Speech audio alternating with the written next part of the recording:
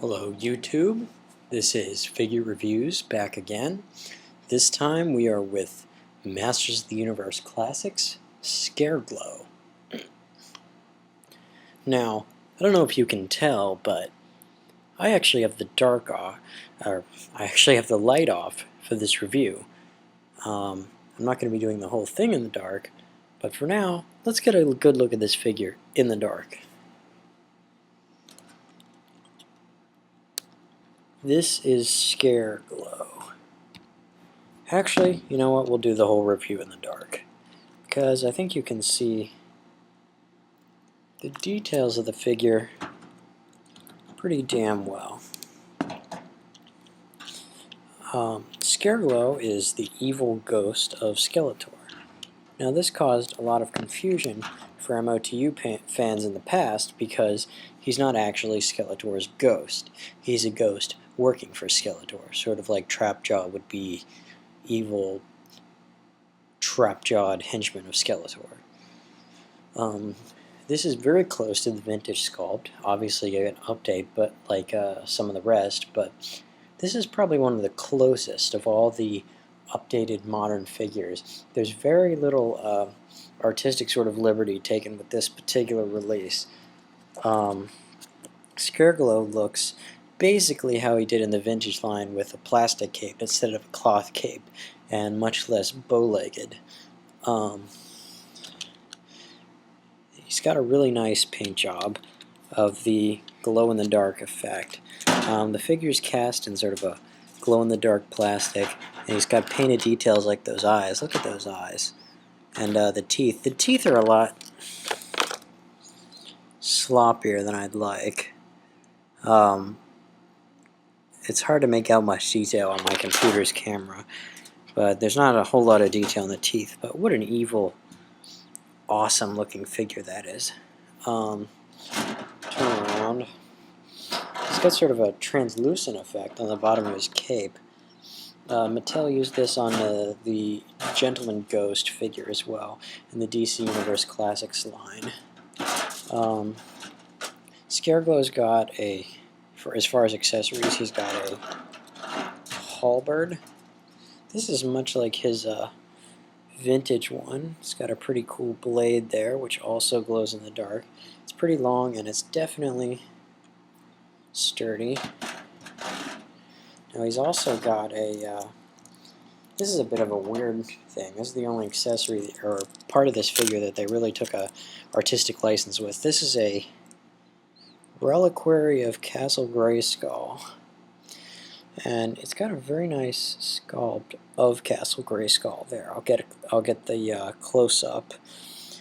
It's got a real metal chain, and it hooks onto his wrist like so. That doesn't stay on too well, and then you can hold it in his hand. Now I don't know what this is.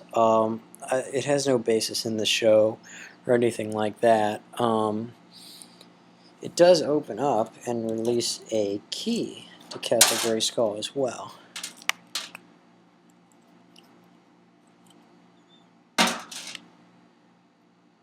There is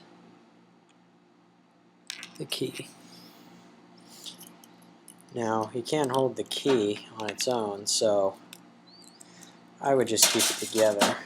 However, I'm not displaying my Scareglow with him even holding the reliquary, since I have no memory of it. It wasn't included on the original figure, and frankly, I think it looks kind of stupid in his hand. It's like one of those accessories like Hordak having the bat and the gun and the staff. It gets to be a little much, but I do appreciate the gesture. The cape's removable too, but trust me, I don't really have to for you to believe me. Articulation, we've got shoulders, nice ball joint there. Crunch at the elbow. A wrist joint that's, you can barely see it, which is good. A nice tight ab crunch. Ball jointed head that doesn't work as well as I'd like, but you can get some pretty fierce looking poses out of him with it. He's got a sort of ball jointed ball and rocker sort of hip pin ankle, turning legs, turning, what is this, boot, and nice tight ankles this time around. With some of the other Classics figures, they've had loose ankles, but not the case with Scareglow. Get him with this halberd in his hand again. This is just a great, great figure. Probably, I mean, if I'm going to be completely honest, this is my favorite in the line today. Just subject matter, I mean, it's a fucking glow-in-the-dark skeleton. It doesn't get much cooler than that. It's such a menacing figure. The price point is a little bit of a downer at 30 bucks. Well, 20 plus shipping, and now, since they're out of stock, probably even higher than that. But, I mean, can you really afford to pass on a guy like this? If you're a fan of the line, this is by far, I'm going to display him just like this, one of the most solid releases in the line. And even though it's sort of a character for a niche audience, I can't recommend it enough. So, Scareglow, let's get one shot with the light.